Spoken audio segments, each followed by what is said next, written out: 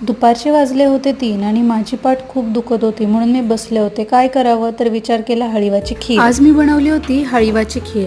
हळीवाच्या खीरेचे फायदे म्हणजे यामुळे कंबरदुखी आणि हाडे मजबूत व्हायला मदत होते.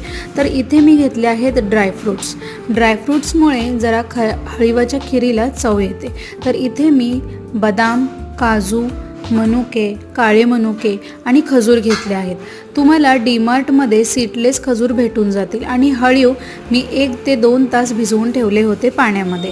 तर इथं कढईमध्ये 1 चम्मच तूप गरम करायचे आहे आणि त्यामध्ये हे सर्व ड्रायफ्रूट्स भाजून घ्यायचे आहेत.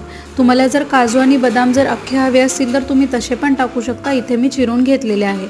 थोडासा लालसर कलर येईपर्यंत हे छान असे परतून घ्यायचे आहेत.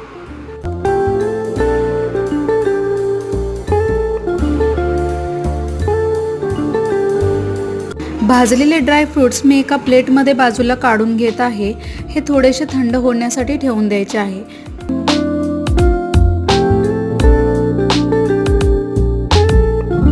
अर्धा ग्लास पाणी कढईमध्ये टाकायचे आणि त्यामध्ये हळीव मिक्स करायचे आहे.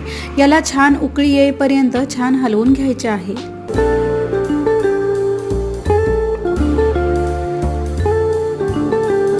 उकळी आल्यानंतर यामध्ये 1 ते 1.5 कप दूध मिक्स करायचे आहे. मी 1च कप दूध मिक्स केले आहे. आणि याला उकळी आल्यानंतर आपण यामध्ये जे तुपामध्ये ड्रायफ्रूट्स भाजले होते ते यामध्ये मिक्स करून घ्यायचं आहे आणि छान असे हलवून घ्यायचे आहे. हळीवाची खीर तयार झाली आहे. तिला छान अशी वाटीमध्ये काढून घ्या आणि थंड करून तुम्ही ही घेऊ शकता.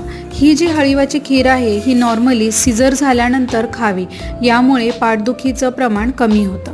आणि त्याचबरोबर जे वयस्कर असतात हाडे मजबूत करण्यासाठी ही खीर एकदम छान आहे.